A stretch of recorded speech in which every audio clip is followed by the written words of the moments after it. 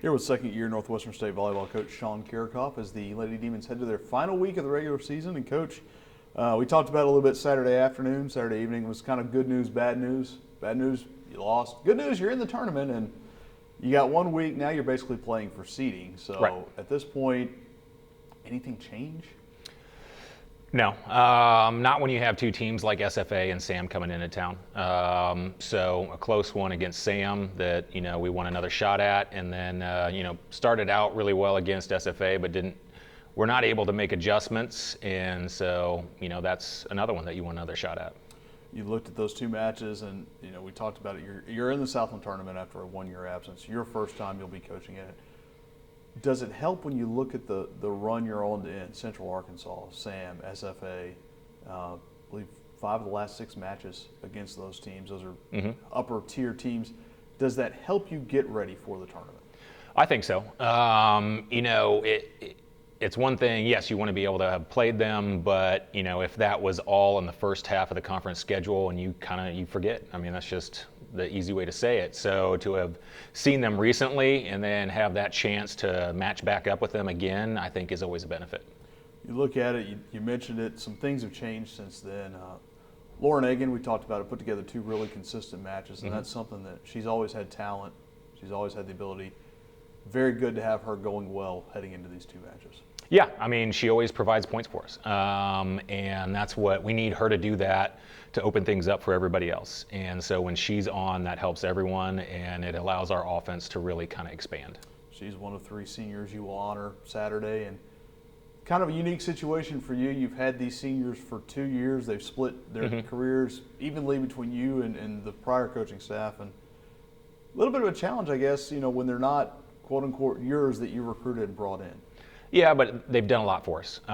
So they've done a tremendous amount for this program. It's sorry to see them go for how much they have meant to the program.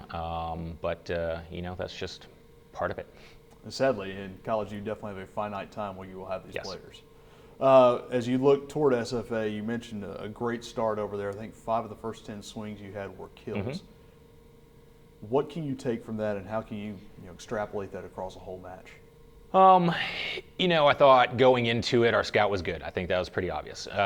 It worked. They made adjustments, and then, we were just not able to change in the match. It's something that we struggled with last year, and it took until the end of the conference season for us to really make in-match adjustments quickly and to stick with them. But we've been able to do that this year.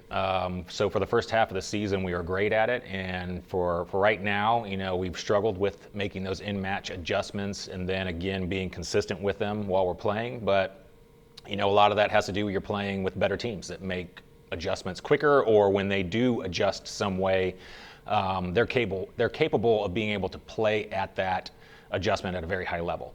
So it's not just, okay, we need to do this to stop you, but that's not what they really want to do as a team. These better teams are able to do that, So in practice, just throw a bunch of different defensive looks at the offense and see how quickly they can notice them and how they can change and change what they're doing. We talked about it a little bit. Saturday will be senior day. How do you strike the balance, I guess is a better word, between, it's going to be emotional, that going in.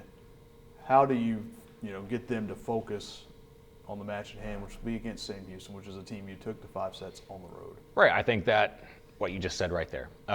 We took them to 5 on the road. We were right there being able to win that match. And then there's a good chance that we see them coming up in the tournament. So I got to believe that, you're going to be focused no matter what, just for that kind of a revenge situation, and to know that, in the next week you may see them again. So you've got to go out there and produce and figure out how you're going to be able to be successful later on.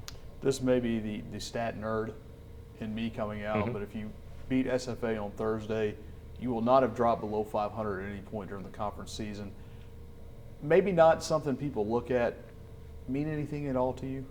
It does. For the growth of this program, being able to maintain what was started in 2014, I think that's a big deal. And like we've talked about before, being able to win on the road, and that was a big thing that we have stressed for the last 2 years, and we've been able to do that. And then this year, for whatever reason, we can't close out tight sets at home. You know, you're supposed to be able to win those at home when they're close. But, you know, I wouldn't trade that for not being able to have made a big turnaround to win on the road, because I think we will be able to figure things out and win at home. I mean, that's kind of an easy fix to make.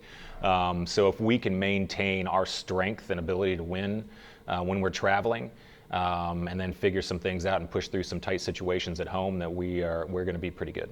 All right, Coach, thanks so much. Thank you.